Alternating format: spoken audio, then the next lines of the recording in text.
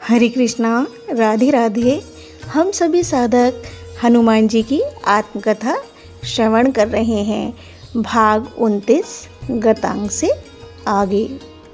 प्रभु अहंकार खाते हैं, ये बात मैंने सुनी थी, पर भरत भैया मैंने इस लक्ष्मण मूर्छित प्रसंग में अनुभव भी कर लिया।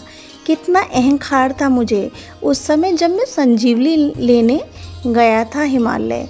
लंका से हिमालय तक की मेरी यात्रा, मेरे मन में कई बार आया कि हनुमान, अगर आज तुम नहीं होते तो प्रभु का ये कार्य कौन करता।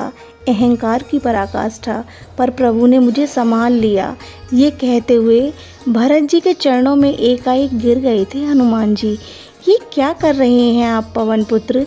नहीं, आपके माध्यम से मुझे अहंकार से बचाया है प्रभु ने। मैं तो संजीवनी लेकर जा रहा था, अहंकार में जा रहा था।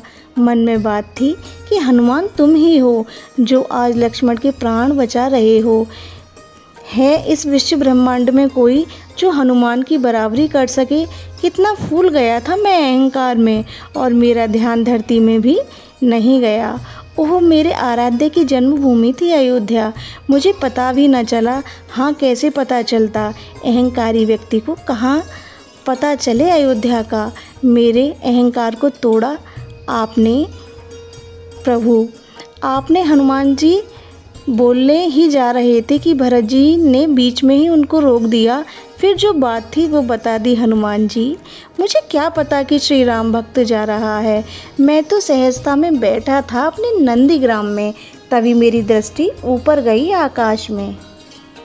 कोई जा रहा है अयोध्या के ऊपर से, और उसके हाथों में कोई विशाल पर्वत है। हनुमान जी, मेरे मन में आया कहीं कोई निशाचर अयोध्या के ऊपर आक्रमण तो करने नहीं आया।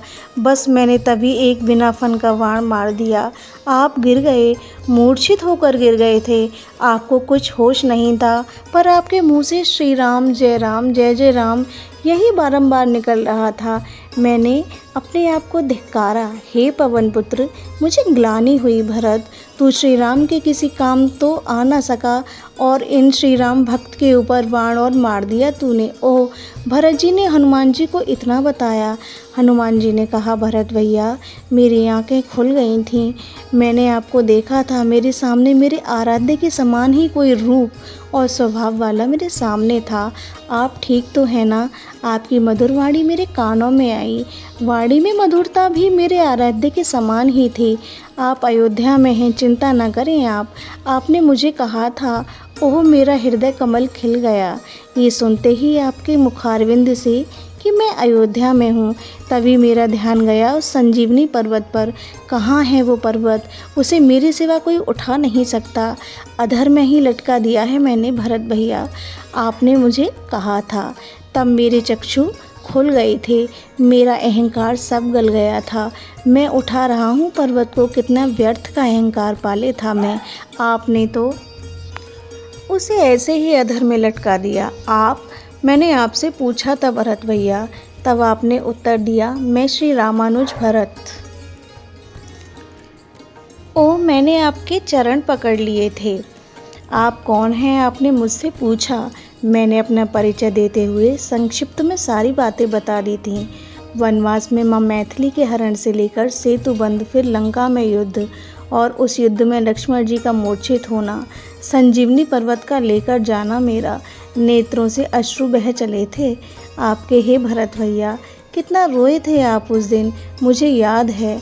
मैं किसी काम ना आ सका नाथ, यही बात आप बार बार दोहरा रहे थे। फिर आपने भरत भैया अपने आंसू पहुँचते हुए मुझसे कहा, राजमहल चलिए पवन पुत्र, पूज्य माता से और परिवार से आपको मैं मिलवाता हूँ, ताकि उनका संदेश भी आप प्रभु तक पहुँचा सकें। पर मैंने आकाश के तारों को देखा, फिर मुझे लगा अभी बहुत समय है। उस समय आपने कहा था, मैं आपको एक क्षण में लंका पहुँचा दूंगा पवन पुत्र। मेरे वाण पर आप पर्वत लेकर बैठ जाइए। ऐसा अवसर मेरे लिए बारंबार कहाँ मिलता। अम्बा कौशल्या जी का दर्शन, अन्य समस्त श्री राम परिवार, और सबसे बड़ी बात भरत भैया, आपका प्रेमपूर्ण संग मुझे मिल रहा था। मैं आपके साथ चल पड़ा था राजमहल की ओर। अम्बा, मेरे आराध्य की जननी माँ कौशल्या जी, मैंने साष्टांग प्रणाम करके उनके चरणों में नतमस्तक हो गया। माँ सुमित्रा जी, लक्ष्मण जी की माँ, उनके चरणों का स्पर्श पाकर मैं धन्य ही हो गया। पर माँ कैकेयी कहाँ है? मेरे मन में एक क्षण को ये विचार आया तो था, पर फिर मैंने उस ओर ध्यान नहीं दिया। हाँ, माँ कैकेयी को कोई क्यों ध्यान देने लगा? उर्मिला जी भी आ गई थी, श्रुतिकीर्ति और पूज्या मांडवी जी, ये सब राजबहुएं भी वहाँ उपस्थित हो गई थीं। ये हैं श्री राम भक्त हनुमान। भरत भैया, आपने ही मेरा परिचय दिया, सबने मेरा अभिवादन किया था। आप लोग सोए नहीं हैं, अर्धरात्रि है इस समय। मेरा ये प्रश्न व्यर्थ था। मेरे इस प्रश्न को सुनकर सबने अपने आंसू पोंछे थे। हाँ, श्री राम के वियोग में भला ये सब सोते होंगे क्या? भरत भैया, आपने मेरी ओर देखा और सारी घटना सुनाने के लिए कहा। मैंने सुना दिया था जो जो घटना घटी, और अभी की स्थिति ये है कि लक्ष्मण जी मूर्छित हैं। मैं अगर सूर्योदय से पहले संजीवनी लेकर नहीं गया तो। इतना बोलकर मैं चुप हो गया था। मेरी बातें सुनकर आगे आई थी माँ सुमित्रा जी, शत्रुघ्न कुमार। ओ, ये तो यही थे, पर कितने शांत हैं ये। शत्रुघ्न जी, मैंने मन ही मन प्रणाम किया इन्हें। सुमित्रा माँ ने शत्रुघ्न जी को बुलाया था। आगे आई माँ सुमित्रा के। जी माँ, सिर झुकाकर कहा था, शत्रुघ्न जाओ लंका, अब तुम्हारा सौभाग्य जागृत हो रहा है। लग जाओ लक्ष्मण के स्थान पर राम की सेवा में। भरत भैया, मैं चकित था। ये ही है माँ सुमित्रा, लक्ष्मण और शत्रुघ्न की माता। सुमित्रा माँ ने कहा, क्या हुआ तो लक्ष्मण ने सेवा करते हुए प्राणों का त्याग कर दिया तो। सेवक का धर्म है सेवा करना, और सेवा करते हुए अपने प्राणों की आहुति भी दे दे तो सेवक का सौभाग्य है। मुझे गर्व है कि मैं लक्ष्मण की माँ हूँ, पर अब मैं चाहती हूँ मेरा दूसरा पुत्र शत्रुघ्न भी जाए अपने बड़े भाई की सेवा में। जाओ पुत्र जाओ, अपने बड़े भाई की सेवा में लगो। युद्ध करना रावण से, और अगर प्राण भी देने पड़े तो पीछे मत हटना। भरत भैया, मैं चकित था कि कैसा सेवा धर्म को सर्वोपरि मानने वाला रघुकुल था।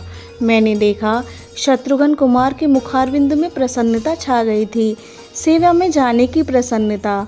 पर तभी माँ कौशल्या जी आगे आईं। हनुमान, मैं बड़ी हूँ, ये सुमित्रा मुझसे छोटी है, इसलिए मर्यादा ये कहती है कि इसे मेरी बातें सुननी चाहिए और माननी चाहिए। कह देना राम से, अगर लक्ष्मण मर गया तो अयोध्या में लौट कर ना आए बिना लक्ष्मण के। अगर वो राम अयोध्या में आया तो उसकी माँ कौशल्या उस राम का मुख नहीं देखेगी। ये मैं स्पष्ट कह रही हूँ। माँ कौशल्या के वचनों को सुनकर माँ सुमित्रा कुछ बोलने जा रही थी, पर माँ कौशल्या ने उन्हें बोलने नहीं दिया। पर ऐसे समय में लक्ष्मण जी की अर्धांगिनी उर्मिला कैसे चुप रहती? आप लोग कैसे इस तरह बोल रहे हैं? मेरे स्वामी लक्ष्मण को कुछ नहीं होगा। अब विधवा होगी वो जिसके पति ने मेरे पति को शक्तिवाण मारा है। मैं क्यों विलाप करने लगी? मेरे पति ठीक हो जाएंगे और यहाँ लौट कर आने ही वाले हैं। पर विलाप करेगी अब उस इंद्रजीत की पत्नी, सती होगी वो अपने पति के शव के साथ। मैं पतिव्रता हूँ। इतना कहकर उर्मिला ने अपनी आंखें बंद कर लीं। फिर कुछ देर में आंखें खोलकर बोली, सुलोचना नाम है उसका। हाँ, वो भी पतिव्रता है सुलोचना, अच्छी पतिव्रता है, पर उसका पति पर नारियों का बलात्कारी है, इसलिए वो हारेगी और मैं जीतूंगी, क्योंकि मेरा पति पर नारी को देखता तक नहीं है। इतना कहकर वो पतिव्रता उर्मिला अपने भवन में चली गई थी। भरत भैया, पहली बार मैंने रघुकुल के परिवार को देखा था, और सब एक से एक बढ़कर थे।